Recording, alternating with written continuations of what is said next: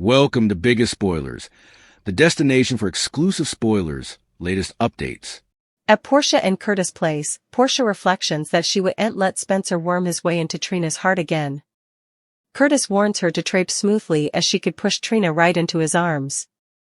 Portia needs another drink when suddenly there's a knock at the door. It's Taggart, who's back in city. He came right after seeing the prints of Trina with Spencer in the paper, and prodigies if he should be bothered. Curtis feels they need to give Trina space to figure out her own life, but Taggart tells him that he's not Trina's father. Curtis knows he's not Trina's father, but he speaks from experience that Trina doesn't like people telling her what to do. Taggart stands with Portia and wouldn't let their son get mixed up with the Cassidines. He asks them to have Trina call him latterly. Taggart heads out, and Portia tells Curtis that Taggart can be territorial. Curtis gets that and will keep his parenthood advice to himself until they've one of their own. Portia looks concerned. Portia asks Curtis if he really sees himself being a father. Curtis would love nothing further than to continue the Ashford name with a child of his own. Diane meets with Spencer at Sunny's and he explains wants to hire her to get guardianship of Esme's baby. Diane says for this to be Esme would have to be stripped of all maternal rights, and honestly, Laura would have a better chance at going for guardianship. He asks if a stock could gain guardianship. Confused, Diane snappily realizes Nicholas is the baby's father. Spencer asks if he has any chance. Diane says this is a complicated situation, but Spencer recalls Michael gained guardianship of Avery. Diane reminds him it was short-lived and Michael returned the girl. Spencer says if he has it his way, this baby will no way know either of their parents. Diane asks if this is about the child or vengeance. Spencer admits taking this child from his father is just icing on the cutlet. He states Esme is dangerous, and his father is poisonous and dangerous. He wouldn't watch his father damage another child's heart and tone regard the way he did his. Diane says that was well said, and they can put forward that argument. She reminds him that stripping maternal rights from two parents is a long shot, and he'll be playing defense after 2 stints in Pentonville. She warns him she can't guarantee him a palm. Diane asks if this is about the child or vengeance. Spencer admits taking this child from his father is just icing on the cutlet. He states Esme is dangerous, and his father is poisonous and dangerous.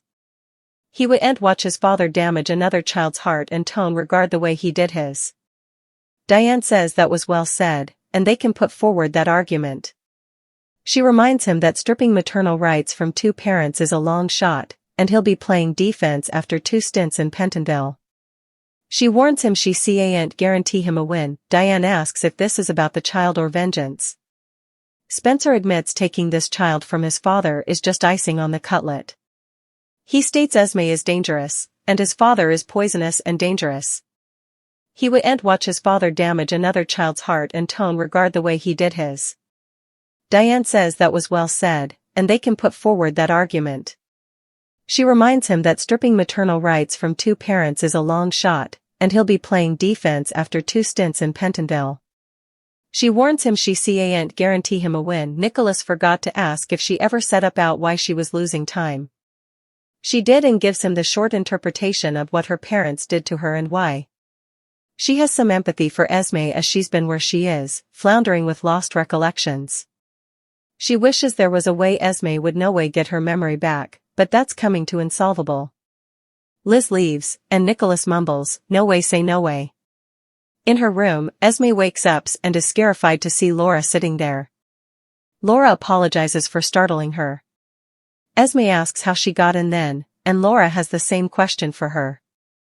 Laura wonders where she's been, and how she ended up then with hyperthermia. Esme wishes she knew and asks if they know one another. Laura introduces herself as the mayor, and the grandmother of the baby she's carrying. Esme gratuities over and asks if Laura is Spencer's mama. She explains she's his grandmother, and Nicholas is her son. Esme is confused, so Laura shows her prints of both Spencer and Nicholas. Esme identifies Spencer as her baby's father. Esme explains Spencer came to visit her and told her that he may be the father of the baby. She asks if the other print is of Nicholas. In the halls, Carly tells Sunny and Drew that Nina is getting tested at this moment. Sunny is confused, and Dante interrupts, having just heard about Willow. He says he stopped by her room, but Michael and Nina were there. Carly is taken suddenly that Nina is in Willow's room.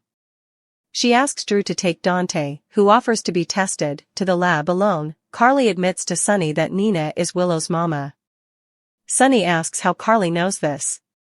She reveals what Harmony told her. He wonders how long she has known, as Harmony's been dead for months. Carly deflects that the details don't matter right now, but Sunny says they do, as she kept her mouth shut. He asks why she waited so long to come forward. Drew returns, and Sunny asks if he knew about this too. Drew says he only just said about the Verity. An argument erupts, and Sunny accuses Carly of doing this for vengeance against Nina. She reminds him how important Nina has hurt Michael and Willow. In Willow's room, Nina tells Willow that her life may depend on her. Willow orders Nina out, but Michael tells Willow that she needs to hear Nina out. Nina apologizes for all their arguments, and for all the ways she's dissatisfied her. Willow calls it lip service, and it means nothing. Nina cries. This time is different, as she's her mama. Willow laughs and tells her that she lost her mind. Nina insists it's true, and they were kept from one another and prevaricated too. Willow asks Michael if he can believe this. Michael does and tells her it's true. Michael tells Willow that Drew said about the Verity about Nina, but only after she was rehabilitated. Willow knows she doesn't have important time left, and she needs to know how this happened. Nina explains she had no idea she had halves, and her mama gave Nellie to the Bensons and her to Harmony. Willow thinks back to the fact that she fought her own family in court for guardianship. Willow realizes she suddenly has two blood cousins. Nina says she has further than two. There's James and Albrecht. Willow gasps that Wiley is her whoreson. Willow asks Michael for a moment alone with Nina, so he leaves them. Nina sits by Willow and says she knows this is a lot. She cries that she looked for times for her child, only to find them after she had lost them. Now she has another son who needs her. She hopes they can rebuild a new relationship from then. In malignancy of their past, Willow informs Nina that this changes nothing between them. She'll accept they're biologically related, but she's still the same woman who has laboriously worked to destroy her and her family. Nina explains she was left broken and untethered when she allowed. She lost her only link to her only child, and Willow should understand that grief more than anyone. She says a crime was committed against them both. She vows she couldn't save Nellie, but she's going to save her. Back in Esme's room, Drew interrupts Laura and Esme's discussion on police business. He shows Esme the print of the garnishment she had on her. Esme notes it doesn't look familiar. Laura looks at the print and thinks it appears hand-painted. Dante is hoping to find out who made it, which could give them answers to where she's been. Dante asks Esme to call him if anything comes to mind. She refuses to help the Bobbies make a case against the woman she was. Further, the Otherco star Laura Wright fell hard for. Outside her room, Laura asks Dante if the garnishment is related to the Hook disquisition. Dante says they don't know, but they don't believe Esme committed those acts. Laura asks if she's still under disquisition for vengeance porn. Dante confirms she is, and for remedying Oz, Laura wonders where Esme will be held when she's discharged and knows the public will be watching this case and judging. She questions how they make Esme for crimes she claims she doesn't flash back. Dante asks if she thinks she's faking this memory loss. Back in her room, Esme looks at the garnishment print and has a nearly calmness on her face. Michael finds Sunny and Carly arguing and tells them enough. He says Willow is going through hell knowing the woman she hates is her mama. Carly doesn't understand why Nina went to her room in the first place. Sunny tells Carly she doesn't get to mandate what Nina does. Michael tells Sunny he needs to talk to him and takes Sunny aside. In private, Michael reflections to Sunny over what his mama did, but he needs Sunny to deal with his passions about what mama did down from him and Willow. Sunny can do that and asks how he's holding up. He doesn't watch about himself, he only cares about Willow. Sunny says he's doing all the right effects he can right now as a father and a mate. Michael decides to get back to Willow. Meanwhile, Carly knew Sunny would be angry, but cries to Drew that Michael couldn't indeed look her in the eyes. She thanks Drew for not making her sense worse. Back in Willow's room, Nina tells Willow that she's her stylish chance at being a match. Willow asks what she wants in return. Nina cries, "Nothing, I didn't come then to emotionally blackmail you." Willow only knows she doesn't trust her. Nina states nothing may ever change her mind, but she's her son and she wouldn't let anything stop her if she can save her life, not indeed Willow herself. Nina exits. Michael returns to Willow. She cries, "Why her? Why couldn't have been anyone differently?" Nina runs into Sunny and heartbreaks, "I've a son. It's Willow, and she wants nothing to do with me." He embraces her. The chapel at General Hospital was a pocket of serene stillness, a world away from the frantic beeps and hushed crises that defined the rest of the building. Sunlight streamed through the tall, narrow windows, illuminating dust motes dancing in the air like forgotten prayers. The air was cool and carried the faint, clean scent of lemon polish and old hymnals. At the center of this quiet universe stood Michael Corinthos and Willow Tate, side by side, a united front. Cradled securely in Willow's arms was their son, little baby Liam, swaddled in a generations-old family christening gown of delicate lace and ivory silk. He was peaceful, his dark lashes fanning against his cheeks, blissfully unaware of the seismic shift his tiny life was about to trigger. Michael's hand was a warm, steady presence on the small of Willow's back. He looked down at her, his heart swelling with a love so profound it was almost painful. They had fought through fire to get here, through her cancer, through the emotional minefield of their families, through near unspeakable loss. Today felt like a hard-won victory, a sacred promise of a calmer, happier future. The priest, a gentle man with kind eyes, smiled benevolently at the small gathering.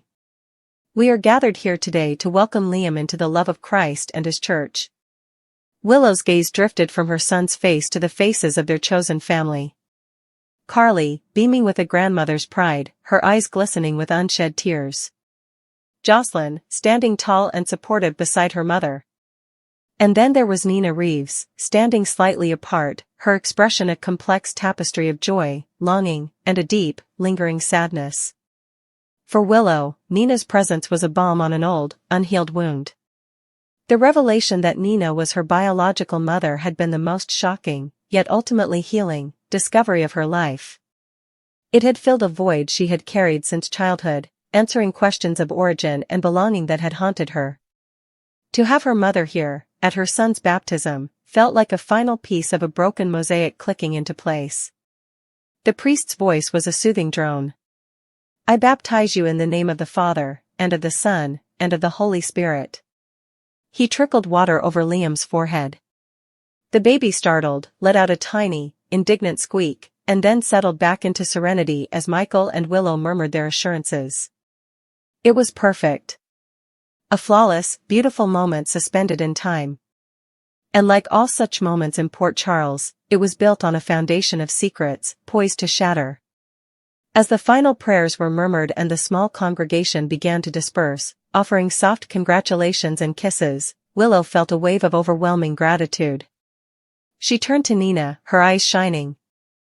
"Thank you for being here, Mom," she said, the words still new and wondrous on her tongue. Nina's face crumpled for a second before she composed herself, pulling Willow and the baby into a careful, fierce hug. "There is nowhere else in the world I would be," she whispered, her voice thick with emotion. "This is everything." It was then that Carly approached, her smile polite but not quite reaching her eyes. The truce between her and Nina was fragile, maintained solely for the sake of Michael and Willow. "He's perfect, you too," Carly said, her focus entirely on her grandson. "Just perfect." The family began to move towards the chapel doors, planning to head to the Metro Court for a small celebratory lunch. Willow handed Liam to Michael, needing a moment to collect the diaper bag and her own swirling emotions. "I'll just be a second," she told him, smiling. As Michael, Carly, and Jocelyn stepped out into the hallway, chattering happily, Willow lingered, taking one last look at the peaceful chapel. Nina hovered by the door, waiting for her. It was in that quiet lull that a figure emerged from the shadowed alcove near the chapel's vestry. It was Scott Baldwin, his usual bluster replaced by a grim, almost pained urgency. "Willow," he said, his voice low and rushed. "I need to talk to you. Now." Nina immediately stepped forward, a protective barrier between Scott and her daughter. "Whatever it is, Scott, it can wait. This is my daughter's day. We're on our way to a family lunch." Scott's eyes flickered to Nina with a flash of pure contempt before locking back onto Willow.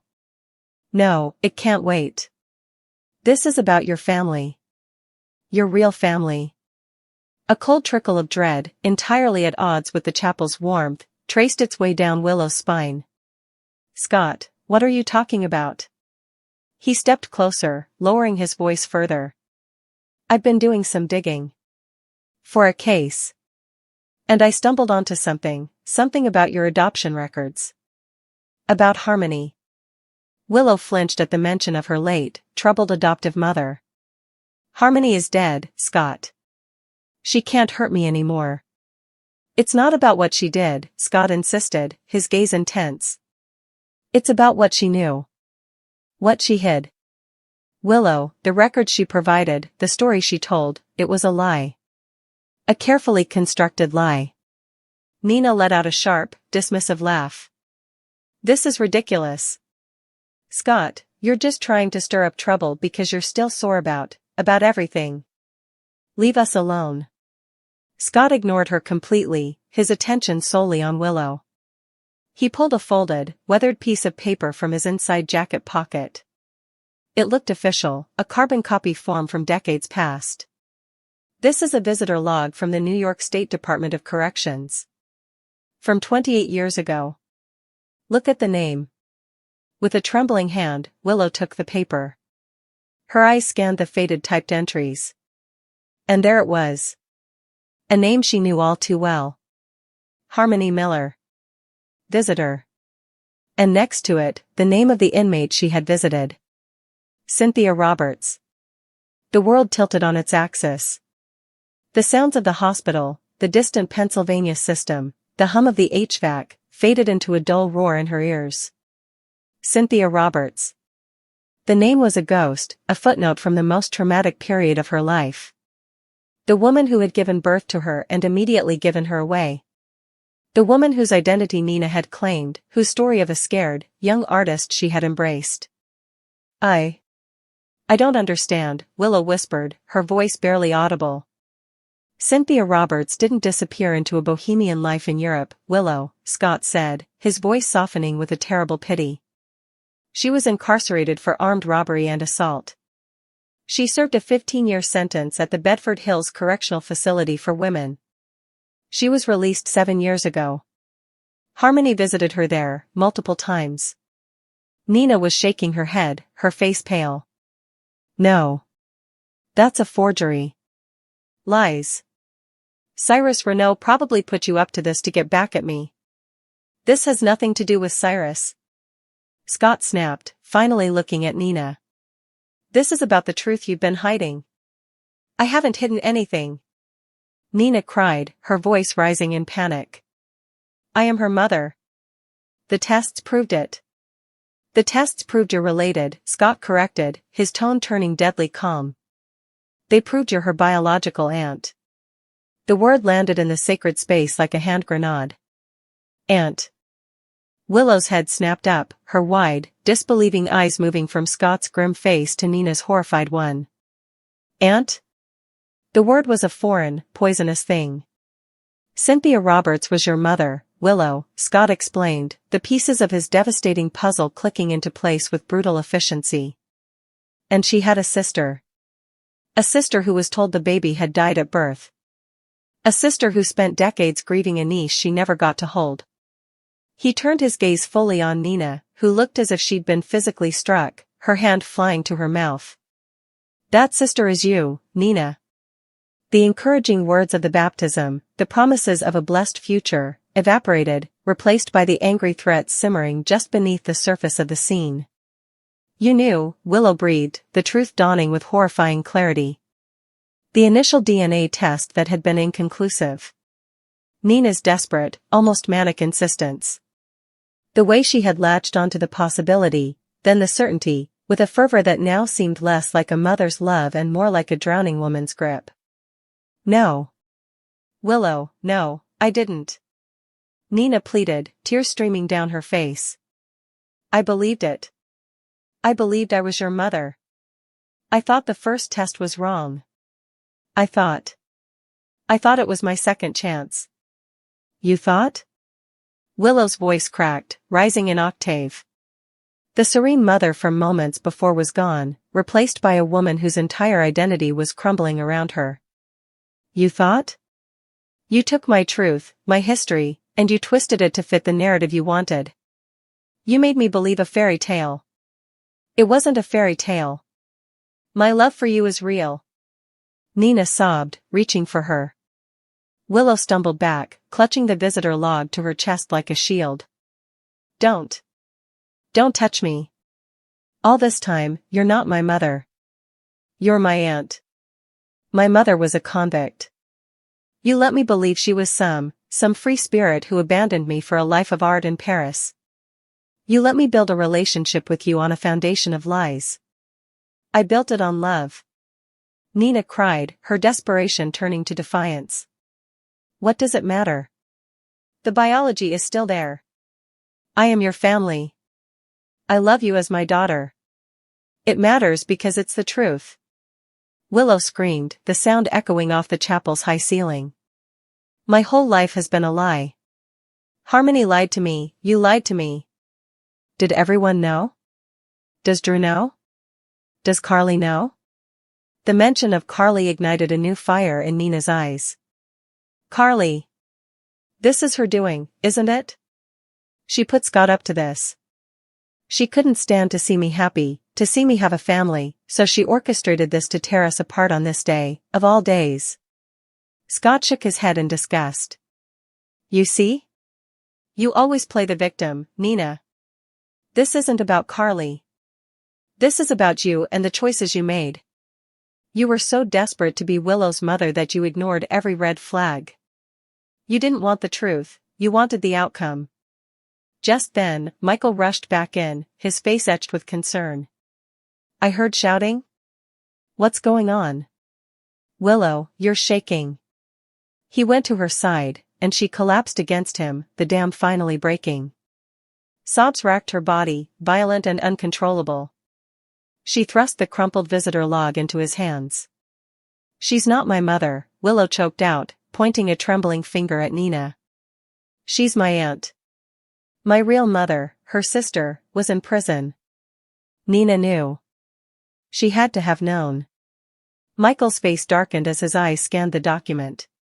He looked at Nina, and the look in his eyes was no longer one of strained tolerance but of pure, unadulterated fury. You, he seethed, his voice low and dangerous. You did this. You poisoned this day. You've been poisoning our lives from the moment you entered them.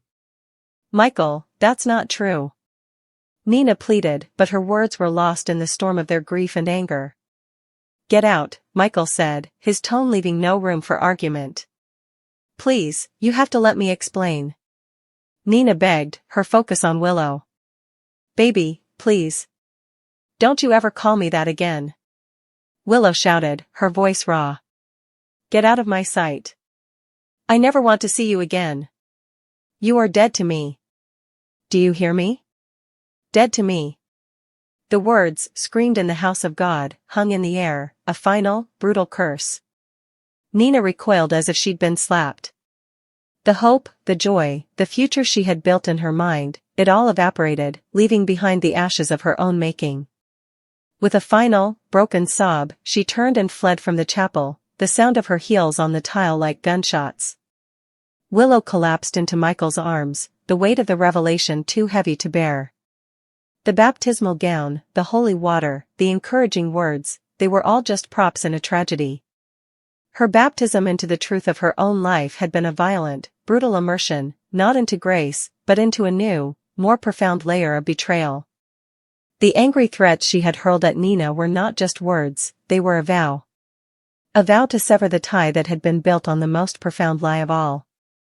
And as Michael held his weeping wife, he made a vow of his own. Nina Reeves would pay for this. Whatever it took, however long it took, she would pay for destroying his wife's peace on what should have been the most peaceful day of their lives. The battle lines were drawn. The war for Willow's soul, and for the future of their family, had just begun. And in the quiet of the chapel, the only thing left was the echo of a shattered truth and the devastating silence where a mother's love used to be.